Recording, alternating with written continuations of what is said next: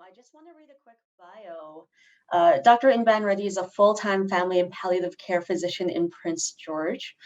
He's also a physician lead for the Northern Health Palliative Care Program and is instrumental in developing a palliative care initiative within the Health Authority to serve the rural and remote communities in Northern Health. Currently, he's honored to be the president of the section of palliative medicine for Doctors of BC as well. In his spare time, he's an avid fly fisherman and loves playing tennis whenever there is an opportunity. And today, he'll be talking about the project about creation of a virtual PCU. So, Dr. Inban Reddy, over to you. Oh, thank you. Thank you so much, Jimmy, for that wonderful welcome. Thanks, everyone, for inviting me to Shared Care. I have given this talk before to the UBC Division of Palliative Care, so I thought it'd be great to share it with you as well, especially how we developed a palliative program in Northern Health and how it went. And I've been lucky because I've been the one that has been involved right from the beginning in developing a palliative program in Northern Health. So I have a lot of experience and seen this program evolve. I have nothing to disclose, no commercial interest, no conflict of interest. So the basic learning objectives of this talk is I just want to go over the unique perspectives that we have when we deliver palliative care in Northern Health, why we chose the virtual care model, and what does that actually mean, and how does it fit into palliative care in the remote and rural context of Northern Health. We're going to look at the different aspects of this model, and please, I love questions, so at the end, ask me as much as you'd like. I mean, I could talk for hours on this subject, and I hope, Jamie, you keep me in line in terms of time. We want to show how we do this with the specialist team, and of course, I want to talk about successes and challenges and how we went about it. So, as always, we have to start at the beginning. So there was this huge provincial restructuring that occurred in around 2001. And the health authorities were created, including the Northern Health Authority. Then in around 2003, there was this huge federal provincial interest in palliative care. And they kind of said to the health authorities, I think there was an audit done, and they said to health authorities, you need to pay attention and you need to be delivering in terms of palliative care. So Northern Health decided in around 2004 to hire a consultant called Leah Arcand. And so she gave a report for palliative care in Northern Health. And what she found was the following. There were definite pockets of excellence in palliative care within Northern Health. There was some expertise. There was a loose organization occurring. However, there was this huge area of inequality in access to palliative care and resources. There was this complete lack of coordination and consistency between the different care settings. And of course, there was no operational policy specific to palliative care. More importantly, we didn't have any processes for data collection, analysis, or reporting. And there was no consistent approach to recruitment, not only of volunteers, but of trained staff to deliver palliative care throughout Northern Health. And as usual, Prince George was the only community with a position dedicated to palliative care within the entire Northern Health structure. So that's the snapshot of where we were in around 2004.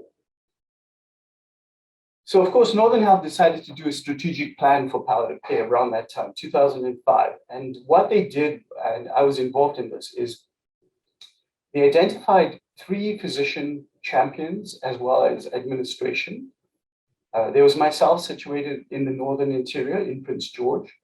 There was a doctor in the Northwest, as well as a doctor in the Northeast. And what they found is that they wanted to create a goal of consistent, effective, high-quality care that was equitable for all patients in Northern Health. Now, that seems like a lofty goal. But when we looked at it, we realized that the models that were deployed across the province and in some areas which we regard as experts in the field of palliative care within BC, we couldn't adopt those models within Northern Health. And the reason is we just didn't have the people or the resources to do that. So we looked at models around the world, and one of the models that we saw that had the same geographic region was, believe it or not, a model that was seen in Alberta, and it meets the GOLD framework for palliative care. And this model is as follows. 70% of palliative care could be delivered by local primary care teams. So primary care physicians, nurse practitioners, and integrated teams. Remaining 30% of palliative care would require specialist intervention. And this specialist intervention could take the form of palliative care physicians or palliative care nurses. And it may be shared care, it may be the specialists take over the care, but only 30% of all palliative care patients would require that specialized care. So we decided we would go with a registry-based program provided by the local primary care team and supported by specialized consultation team, with the goal to build capacity and not take over the care of the patient. So in order to do that, we had to develop resources, we had to educate our local primary care teams, and we had to create a mechanism for consultation. So at that time, around 2006, we created the consultation team, which consisted of 4 full-time equivalents for nursing, 0.4 for pharmacy, and then we had sessions for specialized palliative care physicians. Now, of course, I wanted to show you the area that we're delivering palliative care to. I mean, if you look at Northern Health, it's divided into 3 health service delivery areas. There's the Northeast, the North and Interior, and of course, the Northwest. The population we serve is approximately 294,000 people, and it represents about 7% of the population of British Columbia. But we're covering an area, and this is amazing, covering an area of 592,000 square kilometers. So you can imagine there's a lot of remote and rural areas within the health authority that we serve. The proportion of patients in Northern Health are mainly younger versus old, but we do have the highest projected growth of seniors within the province. We also serve approximately 35% of all First Nation communities within British Columbia. So as time went on and we started developing this strategic team more than an operational team, we had to keep changing our goals. And this was the strategic plan for Northern Health in 2015 to 2020. Myself and Stacey Joyce, who's the lead palliative administrator, have just finished the new strategic plan, and I'm happy to share that with you at the end if you're interested. But up to 2020, just when COVID hit, the plan was as follows. Our goal again was still in keeping with the original goals of the team, which is provision of quality palliative care and end-of-life care to people or persons in the location of their choice. Of course, we're considering the rural and remote context within Northern Health. And this was in alignment with the BC End-of-Life Action Plan, which was set out in 2014. And we realized that palliative care occurs within the person and family-centered primary care homes, and these are supported by interprofessional teams. One of the things that we kept getting asked is, who is the palliative care team for Northern Health? And we basically kind of said to them, if you have someone who is palliative or has end-of-life care within your facility, whether it be an acute care facility, a long-term care facility, or within the residential communities, you are the face and the hands of the palliative care team. Because you represent us, you are the services. We are your support, right? So the operationalization of this team, believe it or not, sits squarely with the program managers in all those different care settings. And we're still working on that. We're still trying to get that to a point where we are happy that it's meeting all the goals that we set out, right? It's not specific to home and community care. not specific to long-term care. Also in 2015, we changed our focus to start looking at the palliative approach with chronic diseases as well as cancer diagnosis. So the consultation team at this point now went up to 5 full-time equivalent nurse consultants. We had a 0.5 pharmacist lead. We had the team lead, and I mentioned her name, Stacy Joyce, myself as the physician lead, and administrative support. We also bumped up the sessions for physicians, and we are now on call 24 hours a day, 7 days a week, for a week at a time, with 4 palliative care physicians that rotate the call. The consultation team works on education, leadership. We look at our resources and different resources that we've developed. And of course, the operational piece of this strategic team is that consultation piece where we are consulted and we see patients and we care for them. So, what were the challenges in developing a system like that? Well, as you can understand with palliative care, it doesn't fit neatly into existing health authority structures or silos. So you can imagine when we were first developing the palliative care program for Northern Health, I remember going to every single manager and its administrator and knocking on their doors and saying, hey, could you help me set up a palliative care program for Northern Health? And they looked at me and said, well, I'm sorry, but palliative care doesn't just fit in long-term care. So it's not my deal. Could you go and speak to the next manager? And then I would speak to home and community care managers. And they would say, well, there's palliative care and acute care, so we're not sure if this fits within our structures. So you can imagine we kept getting a no and no and no, and we kept going higher and higher up the hierarchy until we got to the CEOs and the COOs and said, look, we have to change existing thinking around palliative care, but how do we work with the existing health authority structures? The other issue and challenge we had is that when we developed the program, we realized we couldn't operationalize this team. We couldn't say palliative care was an operational structure within the health authority. This is a strategic team that gives direction to the different pieces underneath it to allow palliative care to be delivered. So that was another challenge we had. Of course, there's no dedicated palliative care unit within Northern Health. We have a hospice, which is situated in Prince George, but it's a 10-bed facility and it's outside the control of the health authority and the health authority structure. Also, we have numerous other health authorities providing care in the Northern Health region. We have First Nation Health Authority, we have provincial health services with their cancer clinics and their cancer care strategies. And of course, we have another small little health authority around the Smithers area called the Nishka Valley Health Authority. As always, when you're remote and rural, there's always a lack of local resources. I might have all the resources in Prince George, but if I'm sitting in Terrace or in Prince Rupert, there's a lack of local resources in those areas.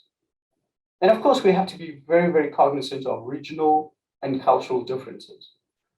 And I'm sure some of you on this call can understand when I say there's always this resistance coming from the Prince George specialists or the Prince George people telling us what to do in Fort St. John or Fort St. James, et cetera, et cetera.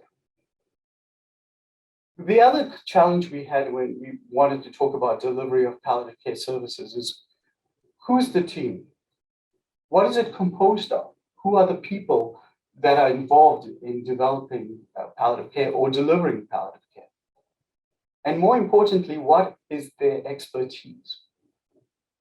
Recently, we've had major changes in how we go about with dictionaries and definitions of who's a specialist in the palliative care realm and who isn't. You can imagine in 2004, 2006, there were no definitions at that time as who could put their hand up and say, I'm a palliative care specialist. So we had to be very careful about who we recognize as an expert within the field. As mentioned before, where would this team be located? Very, very cognizant of the fact that there's this huge concern about putting all your team members in one place and trying to develop and listen to people more peripherally as to what their needs are and how do we deliver those needs. And more importantly, how do we develop operational alliances with other people delivering care within our area? So we're not stepping on toes, but we're also dovetailing what we're thinking our strategy is with their strategies.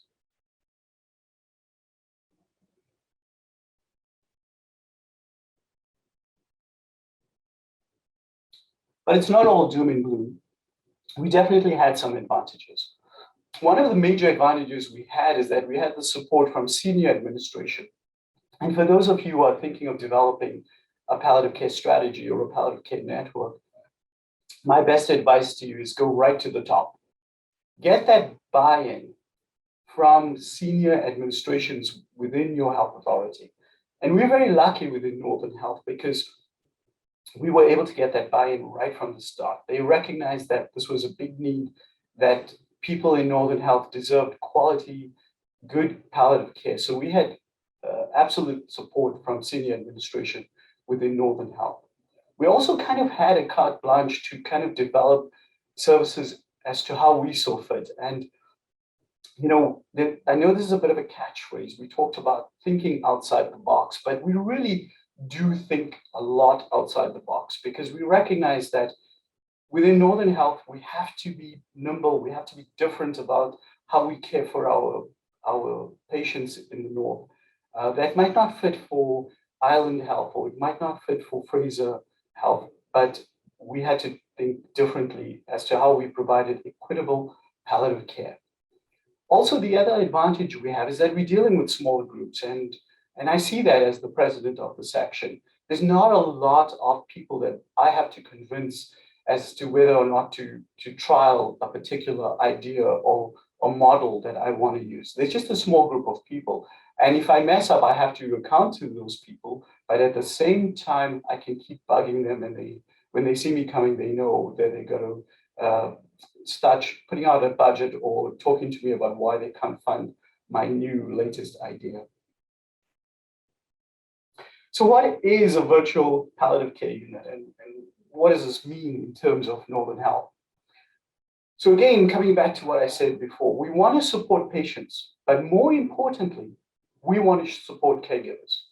We recognize that primary care providers within the North are excellent at what they do.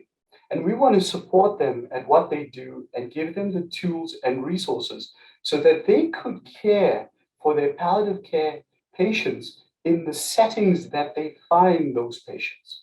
Whether that setting be acute care, whether that be long-term care, whether that be residential care. And for those of you that are involved in direct care, you understand that with palliative care, as with many other types of care that we are involved in, a patient could move from the hospital in Prince George to the cancer unit in Vancouver, back to their community in Prince Rupert. It's the same patient, it's the same diagnosis, it's the same palliative approach, but they're in different care settings. So we have to be able to coordinate that care as they move from each care setting, but also make sure that the care they get in terms of palliative care is equitable and is the same no matter where they find themselves. So we had to create mechanisms to provide that kind of excellence. Again, just telling you exactly what I just said before, we have designated palliative care beds across Northern Health. Some of these are in acute care settings. Some of them are in long-term care. We call them designated palliative beds. And we, at least twice a year, myself and the rest of the team will go out to remote and rural areas, look at these beds, speak to care managers, and make sure that they have all the resources they need to care for patients within those settings. As mentioned, we have a hospice house in Prince George. It is a 10-bed facility. If patients happen to find themselves in the Prince George area and they require the use of that, Northern Health funds some of those beds within the hospice house. Until COVID hit, we had cohorted patients up on the family medicine unit at the University Hospital of Northern BC. Things have changed now with COVID, but we hope to go back to coordinating patients. We had staff trained in advanced care procedures in palliative care, and we were hoping to keep all our palliative patients on one unit within UHNBC with the final goal, and this is what I'm pushing for, to eventually have a dedicated palliative care unit within the hospital itself. We have patients at home. We've taken care of patients throughout Northern Health. We've even had the privilege of caring for patients in remote rural areas on First Nation reserves, and we've been able to successfully care for them in those remote settings. And of course, we have patients in long-term care facility beds. So again, who does the palliative care? Again, the face and the hands of this palliative care virtual network are the primary care providers. So they are our main providers of palliative care, but they are supported. So we have the administrator lead, we have these nurse consultants that we very, very strictly and very carefully choose, because each one of the 6 nurse consultants in the palliative care team, they are all assigned to health service delivery areas. As I showed you on the first or second slide, we have the Northwest, the Northeast, and the Northern Interior. They provide remote support. So because it's a registry-based system, when patients are registered within the Northern Health Network, it goes to these nurse consultants. They're reaching out to those communities. They're speaking to the primary care providers, to the case managers, and making sure that those patients are cared for in the most excellent way possible.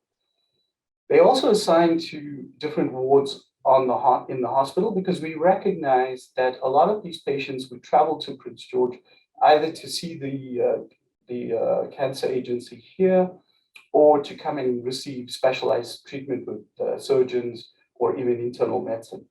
So they assign to the ward so that they are rounding on these patients, recognizing early recognition of palliative care patients. So when they return back to their home communities, whether it would be within the Prince George area or outside, they can continue to care for them. They are all recognized as leaders in nursing, and they provide mentorship to their nursing colleagues. And believe it or not, all of them are involved in ongoing educational projects. We have physician consultants, myself being the lead physician, and we have 3 other palliative care doctors on call 24/7 for the North. And then we have our pharmacy as well. And how does it occur? As I mentioned, I'm not going to get through too much on this slide, but again, daily rounding is done both virtually and in person, reaching out to home care nursing. We used to have weekly rounding with cancer agency and the family medicine unit. That kind of fell on the wayside with the COVID outbreak, but we hope to reinstate that. There's always referrals being done to the specialized palliative consultation team. We are always doing ongoing mentorship support. I get calls, even when I'm not on call, from my physician colleagues out in the Northwest and the Northeast with questions or concerns about how to care for their palliative patients. We have virtual educational rounds. We've started doing echo projects once a month, both basic echoes and advanced echoes, where we do a little didactic and speak about a particular topic in palliative care. And then we get case presentations done, and we help to support our colleagues remotely that way. We've also placed iPads remotely. I talked about thinking outside the box. There was a remote patient we had to care for, I think, in Lax Kolams out near Prince Rupert. So we shipped out an iPad to care for this patient so we could do virtual rounding with the nursing staff and this palliative patient. And then we found out there was no cell phone signal. So suddenly, thinking outside the box, our lead for the program spoke to our IT support. We ended up sending someone to boost a cell phone signal near this person's home so we could virtually care for that person in their setting of choice. We have other ongoing educational projects. And of course, we have pre-printed orders. We have the symptom management guidelines that are constantly being reviewed and updated so that all of these resources are available to the primary care network and primary care providers to care for their palliative patients. And of course, we're working with divisions and other stakeholders. We're currently working with projects in the Terrace region right now, and we hope to work with division there to help strengthen some palliative care resources in that area, and we are proud to say we've got one of our physicians in the Terrace region that has just been accepted to do advanced palliative care course at UBC. And we're also working with divisions in the Prince George region and other stakeholders around the north. So of course, we always have to brag. And so one of the things that we'd like to talk about is some of the successes we've had. We recognize as a very important strategic team within Northern Health, so much so that our team lead now has been asked to look at the pain model and to try and help develop a similar strategy for the pain projects for Northern Health. We are always involved in ongoing projects with the Health Authority, and we have allied partners, as I mentioned, the division, but we're also working with the BC Centre for Palliative Care and working how we can help with education across the north. Before COVID hit, we were recognized as one of the pilot projects for the Hospital at Home program, which was a provincial initiative. Again, we hope to look back at that once the pandemic is over and how we can use palliative care as a hospital at home project. We have extremely robust educational outreach, and we do, the LEAP program, which is Learning Essential Approaches to Palliative Care. All of the consultation team are either facilitators or educators within that. So we're rolling that out all the time when we have any questions from any physicians or primary care providers to do that. We're all facilitators, and I'm a master facilitator in the serious illness conversation. So we're rolling that out as well. We're always looking to create key alliances within each health service delivery area and other health authorities.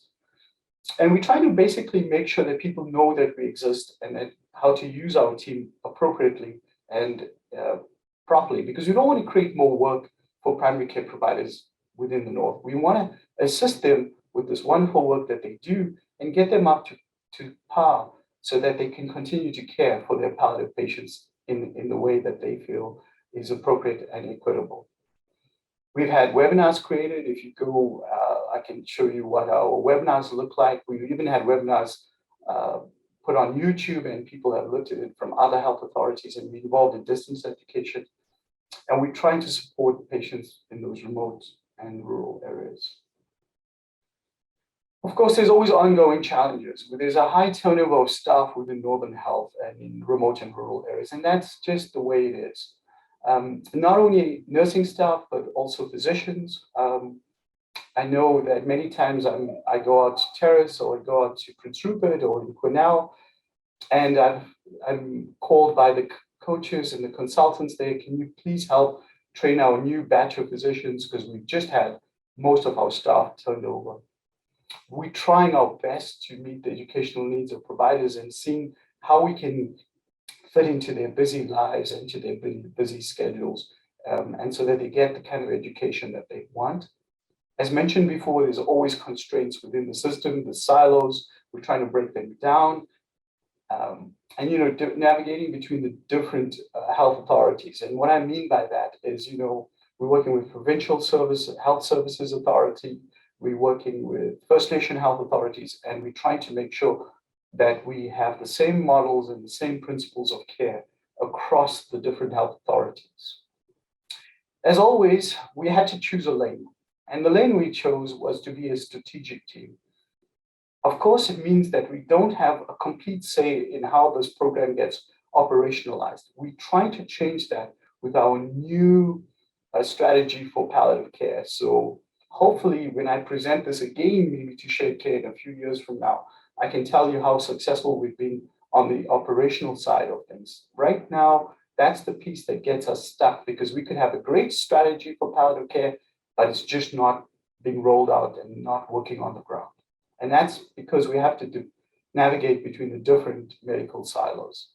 And of course, I mentioned about the inability for technology to be used in remote settings.